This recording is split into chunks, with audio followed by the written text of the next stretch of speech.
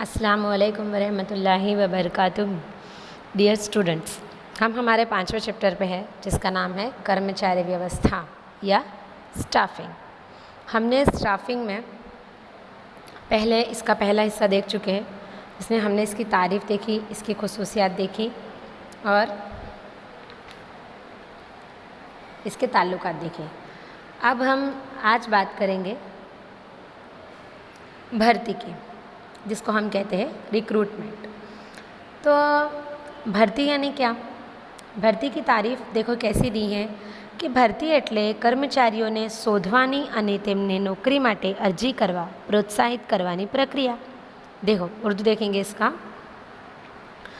कि रिक्रूटमेंट यानी मुलाजिमों को ढूंढना, उन्हें खोजना और उन्हें नौकरी की अर्जी करने के लिए उनकी हौसला अफजाई करना। एक उल्मा ने इसकी तारीफ़ बयान करते हुए क्या कहा, जो मुझे बहुत सही लगती है। उन्होंने क्या कहा कि ભરતી એટલે યોગ્ય સમયે, યોગ્ય સંખ્યામાં, યોગ્ય જગ્યા માટે યોગ્ય લાયકાત ધરાવતા વ્યક્તિઓ મેળવવાની પ્રક્રિયા। देखो रिक्रूटमेंट यानी मुनासिब वक्त पर, मुनासिब तादाद में, मुनासिब जगह के लिए मुनासिब क्वालिफ़िकेशन जिनका हो, ऐसे अफराद को हासिल करने की प्रोसेस। ये हमने क्या देखी? भर्ती की, रिक्रूटमेंट की तारीफ़। एक बार एक बिजनेसमैन का इंटरव्यू चल रहा था और उन्होंने बड़ी प्यारी बात कही थी। उन्होंने कहा था कि जो मुलाजिम है, जो हमारा स्टाफ है या जो हमारे कर्मचारी हैं, वो हमारी सबसे बड़ी मिल्कत है ना। ये तो हमने पहले भी देखा।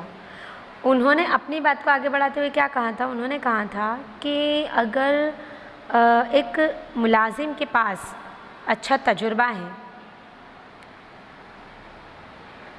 वो कल्पनाशील है। कल्पनाशील यानी कि वो इमेजिनेशन कर सकता है अपनी कारोबार को, अपने कारोबारी इकाई को तरक्की दिलाने के लिए, तो उससे बेहतर मुलाजिम या कर्मचारी आपको नहीं मिल सकता। अभी जो मुलाजिम है ये हमें दो जगह से हासिल होंगे। इनको हम दो तरीके से हासिल कर सकते हैं। कैसे? इंटरनल एंड एक्सटर्नल, आंतरिक अने बाह्य। आंतरिक यानी अंदरूनी जगह जहाँ से वो हासिल हो जाएंगे, मीन्स कि हमारी कारोबारी इकाई। एंड द सेकंड इज़ बाह्य यानी बहरूनी। तो आंतरिक प्राप्ति स्थानों में सबसे पहला प्राप्ति स्थान या सबसे पहली जो हासिल करदा जगह है वो कौन सी है? बढ़ती आपी। हम हमारे मुलाजिमों का प्रमोशन कर अगर उन्हें ऊंचे ओहदे पर रख दें तो उससे उनमें क्या होगा? काम करने का जो उनका जुस्सा है ना, उसमें इजाफा होगा। प्लस वो हमारी कंपनी के प्रति, हमारी कंपनी के लिए ज़्यादा वफ़ादार बनेंगे, क्योंकि बढ़ती की वजह से, प्रमोशन की वजह से मुलाजिम के पगार, उसका ओहदा, उसकी हुकूमत, उसकी ज़िम्मेदारियाँ सब में इजाफा होगा। और ज़ाहिर है कि पगार, ओहदा, हुकूमत, कौन नहीं चाहता है ऐसा कि इसमें इजाफा हो जाए? हर कोई चाहता है ना, मैं, आप, हर कोई चाहता है ये। तो हम मुलाजिम का प्रमोशन करके उसको बढ़ती देकर भी एक अच्छा मुलाजिम हासिल कर सकते हैं। इसके बाद आता है बदली कर, इन्हें चेंज करके। कभी क्या हो जाता है कारोबारी इकाई की किसी एक डिपार्टमेंट में, किसी एक जमात में मुलाजिमों की बहुत कमी हो जाती है। तो हमें क्या करना चाहिए कि अगर कोई दूसरा डिपार्टमेंट हमारा ऐसा है, दूसरी जमात कोई ऐसी है हमारी, जहाँ पे हमारे जो मुलाजिम हैं, जो कर्मचारी हैं, उनकी तादाद ज़्यादा है, तो हम उनको शिफ्ट कर सकते हैं। कैसे शिफ्ट कर सकते हैं? एक डिपार्टमेंट में से दूसरे डिपार्टमेंट में, और फिर वो जो दूसरा डिपार्टमेंट था जिसमें मुलाजिमों की कमी थी, कर्मचारियों की कमी थी, उस कमी को हम दूर कर सकते हैं। उसके बाद जो हमारी तीसरी हासिल करदा जगह है वो है कर्मचारियों ना मित्रों के सगा संबंधियों ने तक आपीने, कि जो हमारे मुलाजिम हैं, इनके दोस्त या तो इनके कोई रिश्तेदार हो, उनको मौका देकर। हमारी इकाई में जो सीट खाली हो, जो जगह खाली हो, हमें क्या करना चाहिए? उसकी मालूमात हमारे मुलाजिमों के साथ भी शेयर करनी चाहिए। हमें उनसे कहना चाहिए कि भाई तुम्हारी पहचान में कोई ऐसा है जिसके पास ये क्वालिफ़िकेशन है, तो वो हमें बताएंगा कि देखो ये मेरी पहचान में है, आप इनको देख लीजिए। फिर हमने देख लिया, और अगर हमें लगता है कि हमें जिस सीट पर, जिस जगह पर जो अफराद चाहिए उसकी क्वालिफ़िकेशन, जिस अफराद की क्वालिफ़िकेशन सेम है, तो हम क्या कर सकते हैं, उस अफराद को वहाँ पर रख सकते हैं, उसको अपॉइंट कर सकते हैं। इससे जो हमारा वर्तमान कर्मचारी है, जो अभी हमारा प्रेजेंट में मुलाजिम है, उसके काम करने के जो उत्साह है, उत्साह मीन्स जो जोश है, उसमें इजाफ़ा होगा। उसको क्या होगा कि अच्छा मेरी बात मेरी सर ने मानी, उन्होंने मेरी बात का मान रखा, मैंने जिसको सजेस्ट किया था उन्होंने उसको रखा। एक्चुअली अपने ने उसके कहने पर नहीं रखा है, अपने ने तो क्यों रखा है, क्योंकि हमें जिस पोस्ट के लिए जिस शख्स की ज़रूरत थी वो शख्स हमें मिल गया है ना। जिस क्वालिफ़िकेशन की ज़रूरत थी वो क्वालिफ़िकेशन उसमें है, इसीलिए हमने उसे रखा है। लेकिन इससे जो हमारा वर्तमान कर्मचारी है उसके भी जोश में इजाफ़ा होगा। इसके बाद आता है अगाऊ छूटा करेल कर्मचारियों ने परत बोलाविने। कभी कभी क्या होता है ना कि हमारे मुलाजिमों को हमें किन्हीं मसाइल की वजह से, किन्हीं मसलों की वजह से उन्हें हमारी इकाई से दूर करना पड़ता है या उन्हें ना कह देना पड़ता है। तो अब अगर हमारी इकाई में सब कुछ ठीक हो गया है, या मान लीजिए कि अब हमें ज़रूरत है और हमें पता है कि ये जो हमारा कर्मचारी है, ये जो हमारा मुलाजिम है, ये इस जगह के लिए बिल्कुल परफेक्ट है, तो हम क्या कर सकते, हम उस मुलाजिम को वापस बुला सकते और वो जो खाली जगह है उसको फिर से भर सकते हैं। इसके बाद नेक्स्ट पॉइंट क्या है, बढ़ती साथे बदली करें, ये प्रमोशन के साथ बदली करना। अब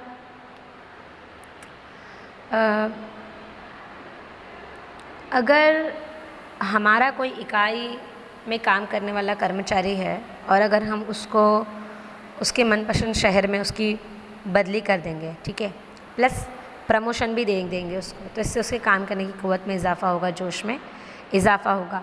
लेकिन हमें ये बदली कैसे करनी होगी, ये बढ़ती कैसे करनी होगी, उसके अनुभव, उसके तजुर्बे को ध्यान में रखना होगा, उसके काम करने की क़ुव्वत को ध्यान में रखना होगा, उसकी वफ़ादारी को ध्यान में रखना होगा कि अगर काम करने की क़ुव्वत, वफ़ादारी और तजुर्बा बेस्ट है तो हम हमारे मुलाजिम की बदली के साथ बढ़ती मीन्स के प्रमोशन कर सकते हैं। इसके बाद आता है प्रतीक्षा यादी, जिसको हम कहेंगे वेटिंग लिस्ट। कि कभी क्या होता है ना, कोई कारोबारी इकाई जाहिरात देकर या एडवर्टाइजमेंट देकर भर्ती से ज़्यादा उम्मीदवारों की लिस्ट तैयार कर लेती है और उनसे कहा जाता है कि अभी आपकी ज़रूरत नहीं है, जब ज़रूरत हो जाएगी तब हम आपको बुला लेंगे, ठीक है। तो हमें क्या करना चाहिए, ये एक वेटिंग लिस्ट बना लेना चाहिए ताकि इन फ्यूचर मुस्तकबिल में जब हमें ज़रूरत पड़ जाए तब हम डायरेक्ट इनसे कॉन्टेक्ट कर लें और इन्हें हमारी खाली जगह पर मुकर्रर कर दें।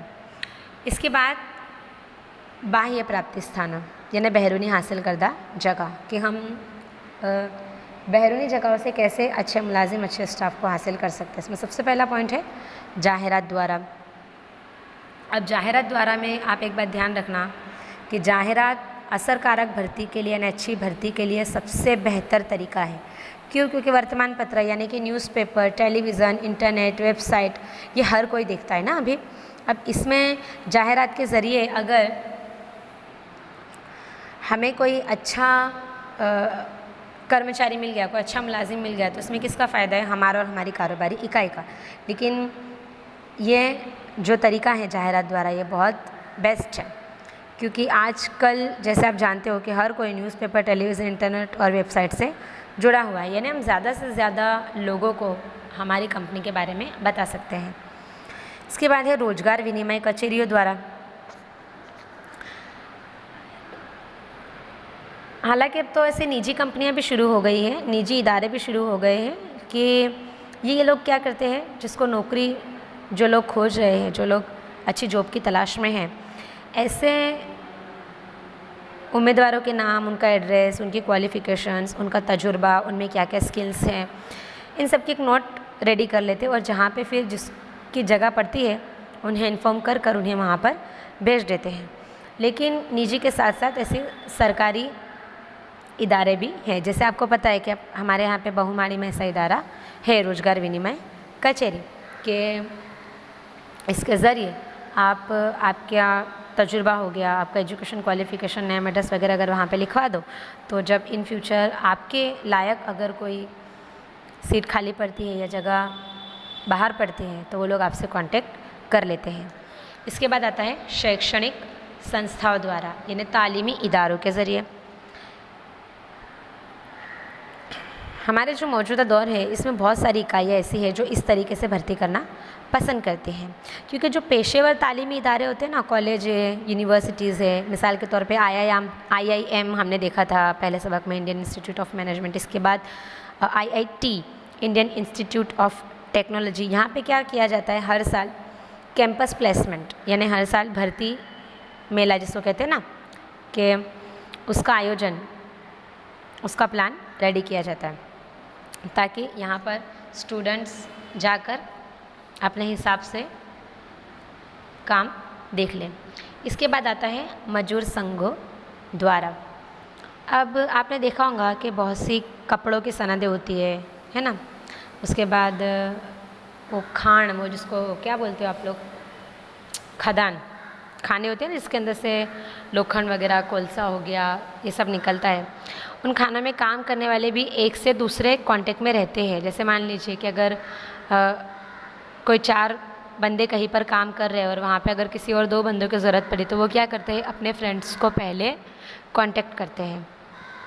जो मजदूर संघ सब आपस में जुड़े हुए रहते हैं और ये लोग भी एक दूसरे की हेल्प करते हैं। इसके बाद हमारा 5वां पॉइंट है ठेकेदार द्वारा। ठेकेदार मीन्स के कॉन्ट्रैक्टर के ज़रिए। कभी कभी आपने देखा होगा कि बगीचों का काम हो गया, बांध काम का कहीं पे काम हो गया, कोई घर हो गया है, कोई पुल हो गया है ना। तो इसमें हम क्या करते हैं, सिर्फ कॉन्ट्रैक्टर को काम दे देते हैं, हम थोड़ी उसके कारीगरों को ढूंढने के लिए जाएंगे, है ना। तो ये कॉन्ट्रैक्टर क्या करता है, इसको फिर ज़रूरत है अगर किसी मज़दूर की कि भाई जो रेती ईंट वगैरह ऊपर तक पहुंचा सके, उसको मिक्स कर सके, उसकी हेल्प कर सके, उसे ईंटें वगैरह देने में, तो कॉन्ट्रैक्टर भी काम करने वालों को ढूंढता है, मज़दूरों को ढूंढता है और वो भी कहीं ना कहीं पे उनकी भर्ती में उनकी हेल्प करता है।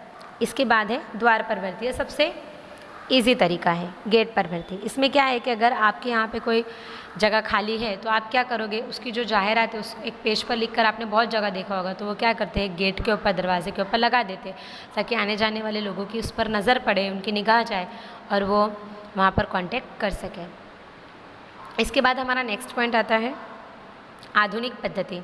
आधुनिक पद्धति यानी क्या, कि जदीद तरीके। अब जदीद तरीके में कैसा हो जाएगा कि जैसे मैंने अभी आपको इससे पहले कहा था कि अलग अलग जो एजेंसीज़ होती है ना, वो क्या करती है, लोगों को जॉब दिलवाने का काम करती है। वो क्या करती है, वेबसाइट के ऊपर सबसे पहले जो उम्मीदवार है, बिल्कुल वो रोजगार विनिमय कचहरी की तरह, बराबर, उनका नाम, एड्रेस, उनकी एजुकेशन क्वालिफिकेशन हो गया, प्लस उनका तजुर्बा हो गया, इन सबको नोट डाउन कर लेंगे और जहाँ पे फिर जिसको ज़रूरत पड़ती है वहाँ पर उसको पहुँचा देती है। हो गया आधुनिक पद्धति या जदीद तरीका। अब हमने भर्ती तो देख ली, अब इसके बाद हम देखेंगे पसंदगी या सिलेक्शन। अंडरलाइन करेंगे, इसकी तारीफ देखेंगे कि पसंदगी એટલે આવેલી અરજીઓની ચકાસણી કરી યોગ્ય ઉમેદવારની નિમણૂક કરવી। कि पसंदगी यानी क्या, जो अर्जियाँ आ गई है उन्हें चेक करना, उन्हें तपासना और उसके बाद जो हमें बेहतर लग रहा है, जो मुनासिब लग रहा है, ऐसे उम्मीदवार की निमणूक करवी, उसको पसंद करना। पसंदगी क्या है, सिलेक्शन क्या है, ये भर्ती की जो प्रोसेस है उसका एक हिस्सा है। क्योंकि हम जानते हैं कि जो हमारी कारोबारी इकाई है उसमें मुलाजिमत की 3 सतह हैं, आला, दरमियानी और नीची। अब हर सतह में हमको अलग अलग क्वालिफ़िकेशन वाले लोग चाहिए, है ना। तो ये हमें किसके ज़रिए मिलेंगे, सिलेक्शन के ज़रिए, पसंदगी के ज़रिए। अब पसंदगी नहीं, प्रक्रिया, द प्रोसेस ऑफ सिलेक्शन, कि आप पसंदगी कैसे करोगे, क्या तरीका है उसका।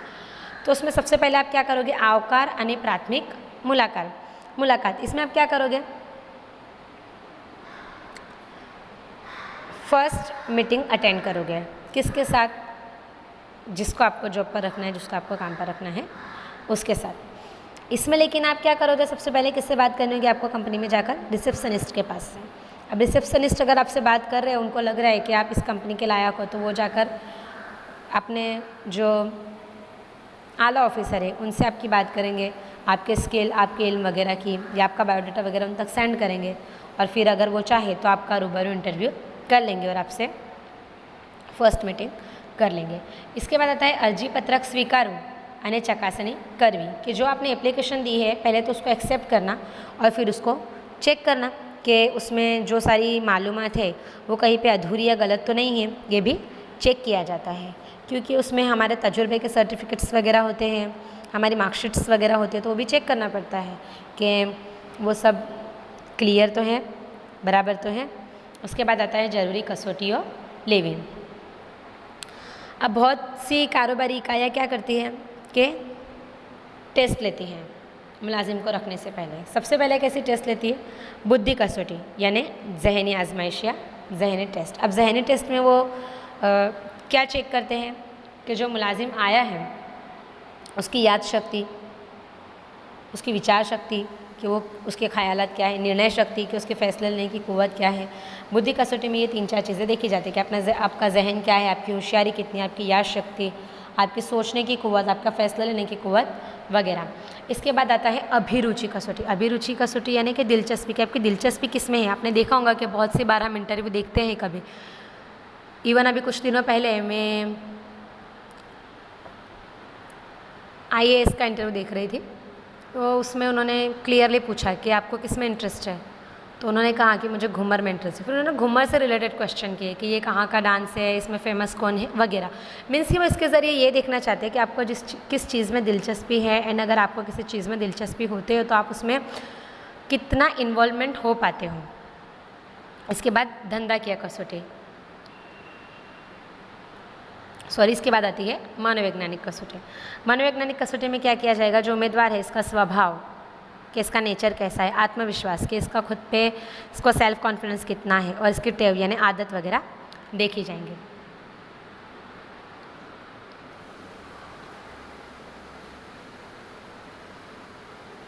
ये हमारे 3 टेस्ट होंगे। कौन से? बुद्धि कसौटी, अभिरुचि कसौटी और मनोवैज्ञानिक कसौटी। जहनी टेस्ट, दिलचस्पी का टेस्ट और मनोवैज्ञानिक टेस्ट, साइकोलॉजिकल टेस्ट। उसके बाद आता है चौथा रूबरू मुलाकात, जिसको हम हमारी आम भाषा में कहते हैं इंटरव्यू। रूबरू मुलाकात में क्या होगा? इसमें आप जो आपके आला ऑफिसर हैं जो इंटरव्यू के लिए बैठे हैं, इनसे आप रूबरू में मिलोगे। एक कमेटी होती है 4 लोगों की, 5 लोगों की, 7 लोगों की, इट्स डिपेंड टू कंपनी। वो कंपनी पे निर्भर करता है कि वो कितने लोगों को बिठाना चाहती है। उसमें वो लोग हमारे काम से मुतालिक हमसे सवाल करते हैं। वो अपनी नौकरी के जो शर्तें हैं कि वो कौन सी शर्तों के साथ हमें काम देना चाहेंगे वो बता देंगे, हमारी सैलरी वगैरह की बात बता देंगे। ये सारी बातें किस में हो जाएगी? इंटरव्यू में हो जाएंगी। इसके बाद आता है भूतकालीन कारकिर्दी तपास, कि हम जब हमारा बायोडाटा लिखते हैं, हमारी एप्लीकेशन लिखते हैं, तो हम नीचे क्या करते हैं? रेफरेंसेस देते हैं ना, कि हम रेफरेंसेस यानी क्या कि भाई ये शख्स हमें जानता है या हम इससे कांटेक्ट में हैं, आप इससे हमारे बारे में पता कर सकते हो। तो ये रेफरेंसेस के ज़रिए जो उम्मीदवार हैं उसके जो सही हालात है हमें उसका अंदाज़ा आता है कि इन्होंने पहले कहाँ काम किया, कैसे किया, वहाँ पे इनका नेचर कैसा था, इनके काम करने का तरीका कैसा था वगैरह। इसके बाद आता है प्राथमिक पसंदगी, यानी पहला सिलेक्शन या पहली पसंदगी। अगर आपका इंटरव्यू अच्छा हो गया है, आपके रेफरेंसेस वगैरह क्लियर हो गए हैं, तो इसके बाद क्या किया जाता है? एक फ़र्स्ट लिस्ट बनाई जाती है जिसको हम कहेंगे प्राइमरी लिस्ट, है ना, प्राइमरी सिलेक्शन। इस लिस्ट में आपका नाम डाल दिया जाता है। इसके बाद आता है तबीबी तपास, जिसे हम कहेंगे मेडिकल टेस्ट, कि अगर आपका इंटरव्यू अच्छे से हो गया है, आपका रेफरेंस वगैरह क्लियर है, पॉजिटिव है, तो फिर आपको प्राइमरी सिलेक्शन में डालने के बाद आपका मेडिकल टेस्ट किया जाएगा। मेडिकल टेस्ट में ये नहीं ऐसा कि भाई आपको बीपी वगैरह की तो कोई शिकायत नहीं है या प्रेशर वगैरह तो नहीं है। हर एक कंपनी अपना जो मेडिकल टेस्ट है इसके लिए अलग अलग शर्तें रखती है कि कोई क्या देखता है, कोई क्या देखता है। ये कंपनी के ऊपर डिपेंड करता है कि वो आपके मेडिकल टेस्ट में आपसे कौन सा सर्टिफिकेट मांगेंगी। इसके बाद निमणुक पत्र, कि अगर सब कुछ क्लियर हो जाए तो उसके बाद आपको निमणुक पत्र, जिसको हम इंग्लिश में कहते हैं ज्वाइनिंग लेटर, दिया जाता है। इस ज्वाइनिंग लेटर में क्या होता है कि जो उम्मीदवार हैं उसको किस जगह पर कौन से पावर के साथ कौन सी फ़र्ज़े, कौन सी जिम्मेदारियाँ दी जा रही, उसकी सैलरी क्या होगी, उसको किस काम के लिए सैलरी मिलेगी, कौन कौन सी शर्तें हैं वगैरह चीज़ों का शुमार कर लिया जाता है। उसके बाद लास्ट में आता है एकम परिचय यानी कार्य यानी सौंपणी, इंडक्शन जिसको कहते हैं, कि जो भी जदीद इकाइयाँ हैं ये तो क्या करती है, ज्वाइनिंग लेटर देने के बाद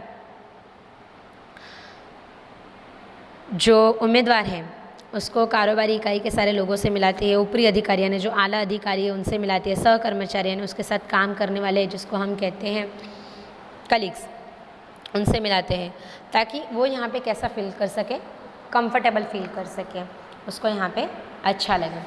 अब आज हमने क्या देखा, आज हमने भर्तीनी प्रक्रिया और देखा पसंदगीनी प्रक्रिया। इंशाल्लाह हम हमारे आने वाले चैप्टर में तालीम और विकास, उन दोनों की अहमियत और उन दोनों का फ़र्क देख लेंगे, तो हमारा 5वां चैप्टर इंशाल्लाह कंप्लीट हो जाएगा।